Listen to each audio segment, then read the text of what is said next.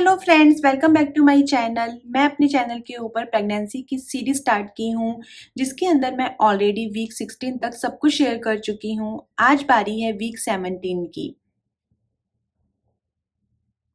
तो अभी मैं आपके साथ में शेयर करूंगी कि week 17 of pregnancy baby development के हिसाब से और एज ए मदर हम लोगों का क्या एक्सपीरियंस रहता है या मेरा पर्सनल क्या एक्सपीरियंस रहा, वो सब मैं आपके साथ में इस वीडियो के अंदर आगे शेयर करूंगी। तो फर्स्ट तो मैं आपसे ये बोलूंगी कि वेरी वेरी कॉन्ग्रेचुलेशन कि वीक 17 स्टार्ट हो गया है। वीक 17 का मतलब है कि ये हमारे 4th मंथ का लास्ट वीक है। इस वीक के कंप्लीट होते ही हमारा जो 4th मंथ है वो कंप्लीट हो जाएगा। तो आजकल क्या हो गया है कि डॉक्टर आपको हर मंथ में एक बार बुला लेते हैं। तो मुझे 4th मंथ के लास्ट के अंदर डॉक्टर ने बोला था कि आप एक बार विजिट करना। तो जब मैं विजिट किया मैंने, तो मुझे टिटनेस का इंजेक्शन लगा था। उसके अलावा डॉक्टर ने बस ऐसे देखा था पेट पे, टमी पे, और उन्होंने बोला था हार्ट बीट वगैरह सब नॉर्मल है and everything is fine and you go.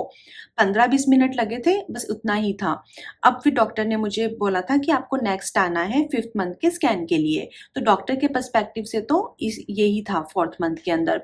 उसके अलावा 3rd मंथ के अंदर जो स्कैन हुआ था उसके बाद में डॉक्टर विजिट नहीं था। ये टिटनेस का जो इंजेक्शन था वो मुझे लगा था 4th मंथ के अंदर। तो आप लोग भी ध्यान रखना कि आप लोगों को ये लग रहा है क्या, क्योंकि डॉक्टर ने बोला था कि ये इंपॉर्टेंट है। उसके बाद में अगर मैं बेबी के पर्सपेक्टिव से बात करूं, तो जो हमारा बेबी है वो अभी है एक लार्ज अनियन के जितना, और उसके अलावा जो उसकी हाइट है वो इस टाइम पे 13 सेंटीमीटर तक हो गई है, और जो उसका वेट है वो 0.14 kg हो गया है। तो जो बेबी है वो काफ़ी रैपिडली इस टाइम पे ग्रो कर रहा है। मुझे पर्सनली जो ये वीक है वो बेटर लगा अपने जो लास्ट वीक थे, या फिर ऑफ कोर्स फर्स्ट ट्राइमेस्टर से तो मुझे बहुत बेटर लगा। एनर्जी लेवल्स के हिसाब से भी मुझे काफ़ी सही लगा इस वीक में। यही वो वीक था मेरे घर में जिसके अंदर कि हम लोगों ने गृह प्रवेश किया था। 5 डेज़ के लिए पंडित जी लोग आए थे राजस्थान से हैदराबाद, और यहाँ पे स्टे किए थे, और सब कुछ स्मूथली हो गया था। ऐसा मतलब कि कुछ-कुछ काम ऐसे थे जो ऑफ कोर्स मुझे ही करने थे, और पूजा के अंदर बैठना था। पूजा भी काफ़ी ज़्यादा लंबे टाइम तक चल रही थी, लेकिन वो सब चीज़ें स्मूथली हो गई थी। और इस टाइम पे मतलब कि जस्ट बिकॉज़ कि वो सेकंड ट्राइमेस्टर चल रहा था, तो फिर शायद मेरे लिए काफ़ी ईज़ी हो गया था। अगर मैं फर्स्ट ट्राइमेस्टर में इमेजिन करूँ तो मुझको बहुत मुश्किल हो जाता, लेकिन इसमें ऐसा नहीं था कि मतलब मैं ओवर टायर्ड हो रही थी। ऑफ कोर्स मैं कुछ काम करने के बाद में लेटती थी या टायर्ड होती थी, लेकिन फर्स्ट ट्राइमेस्टर में तो ऐसा था कि बिना कुछ किए ही मुझे इतना ज़्यादा टायर्ड लगता था और इतना अजीब लगता था। तो फिर अगर मैं अपने स्टफ़ी नोज़ की बात करूँ तो वो बेटर था इस वीक के अंदर। शायद या तो मुझे फुर्सत नहीं थी या जो भी आप बोलो, बिल्कुल भी मतलब कि स्टफ़ी नोज़ वाला मुझे कुछ इश्यू नहीं लगा। घर में इतना काम चल रहा था, लेकिन हाँ, मतलब कि जो बैक पेन था या फिर जो मतलब कि लेग्स के अंदर सूजन वगैरह आती है, वो सब मुझे नहीं था। मैं थोड़ा ध्यान भी रख रही थी कि एकदम ऐसे धीरे से बैठूँ, धीरे से उठूँ, बहुत फ़ास्ट-फ़ास्ट नहीं चलूँ। अपना वॉमिटिंग आ रही है उसमें तो मैं कुछ कर नहीं सकती थी, लेकिन हाँ, जो मेरे सप्लीमेंट्स थे वो मैं ले रही थी। या फिर उसके अलावा मैं ये भी ध्यान रख रही थी कि मैं पानी खूब पीऊँ, बिकॉज़ कि हैदराबाद में उस टाइम पे गर्मी भी थी, तो मैं वो सब चीज़ों का बेसिकली ध्यान रख रही थी। क्योंकि आपको अपने वाटर लेवल बिल्कुल भी कम नहीं करना है। मैं आपको बार-बार यही बोलती हूँ हर वीडियो के अंदर कि कुछ भी और खाओ या नहीं खाओ, लेकिन पानी पीना बहुत ज़्यादा ज़रूरी है। यूट्रस है उसका भी काफ़ी ज़्यादा रैपिडली ग्रोथ होने लगता है इस टाइम पे। तो फिर इस टाइम पे क्या होता है कि हमको थोड़ा-सा वहाँ पे कई बार हैवीनेस लगती है, कई बार पेन लगता है।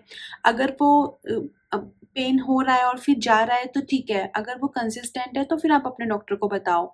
उसके अलावा वेजाइनल डिस्चार्ज होता है जैसे, तो वेजाइनल डिस्चार्ज अगर व्हाइट कलर का हो रहा है और थोड़ा बहुत स्मेली है देन इट्स फाइन, और कभी-कभी हो रहा है तो इट्स फाइन। लेकिन अगर पिंक से कलर का है या फिर आपको ब्लीडिंग हो रही है किसी भी तरीके की, तो फिर आपको इमीडिएटली डॉक्टर को बताना चाहिए, अपने गायनेकोलॉजिस्ट को, और फिर वो क्या बोलती हैं उसके हिसाब से आपका स्कैन वगैरह होगा या जो भी होगा, तो आपको वो प्रोसीजर फिर आगे कंटिन्यू करना चाहिए। लेकिन अगर व्हाइट कलर का नॉर्मल वेजाइनल डिस्चार्ज हो रहा है तो देन इट्स नॉर्मल, उसमें कुछ दिक्कत की बात नहीं है। तो इस टाइम पे जो एक प्रेगनेंसी का ग्लो होता है या फिर एक डलनेस होती है वो आपके फेस पे दिखनी स्टार्ट हो जाती है। लोग आपको बोलना स्टार्ट कर देते हैं, बिकॉज़ कि वो जानते भी हैं और वो नोटिस भी करते हैं, तो लोग आपको बोलना स्टार्ट कर देते हैं। जैसे किसी ने मुझे बोला कि मेरी नाक मोटी हो गई है। तो वो मैंने फर्स्ट टाइम सुना था, बट मुझे बहुत अजीब लगा कि नाक भी मोटी हो जाती है, या फिर जैसे आपकी स्किन है वो ग्लो कर रही है, जो बाल हैं वो या तो थिक हो जाएँगे या फिर आपके जो हेयर्स हैं वो बहुत ज़्यादा फॉल होने स्टार्ट हो जाएँगे।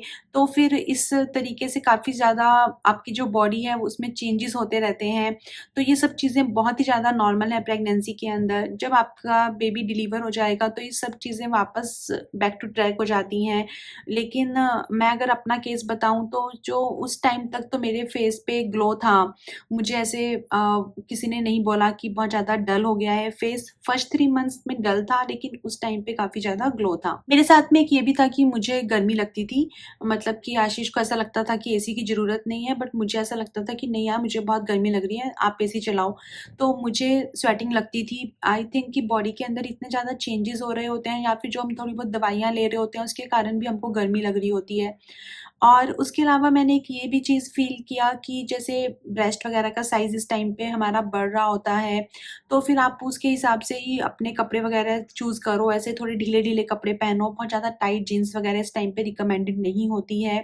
तो ये सब चीज़ें हम लोगों को इस टाइम पे नहीं करनी चाहिए। मेरे टेस्ट बड्स तो प्रेगनेंसी से पहले का तो छोड़ो, जो फर्स्ट 3 मंथ्स में जो टेस्ट बड्स थे वो भी चेंज हो गए थे।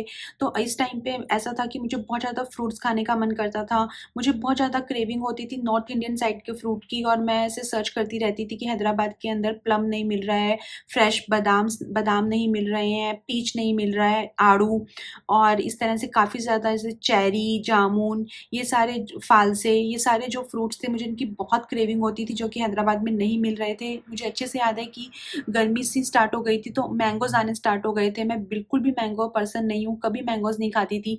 लेकिन मैंने आशीष को बोला कि नहीं चलो मैंगो स्टार्ट हो गए हैं, मैं तो जाके मैंगो लेके आऊँगी, और मैं लाई और मैंने खाया, मुझे अच्छा भी लगा। तो फिर काफ़ी ज़्यादा ऐसे चेंजेस स्विच होते रहते हैं, मतलब कि आपके जो टेस्ट बड्स हैं वो काफ़ी ज़्यादा स्विच होते रहते हैं, और मुझे ऐसा भी लगता है कि शायद मुझे इतनी वॉमिट होती है तो इसलिए मैं ज़्यादा फोकस रहता है मेरा सोचने पे कि मैं ऐसा क्या खाऊं जो कि न्यूट्रिशंस भी हो और बेबी बेबी को मतलब कि लगे भी, क्योंकि अगर आप कुछ खा रहे हो उसके बाद आपको वॉमिट हो रही है तो कहीं ना कहीं फिर कभी कभी टेंशन भी हो जाती थी कि फिर बेबी को क्या मिल रहा है।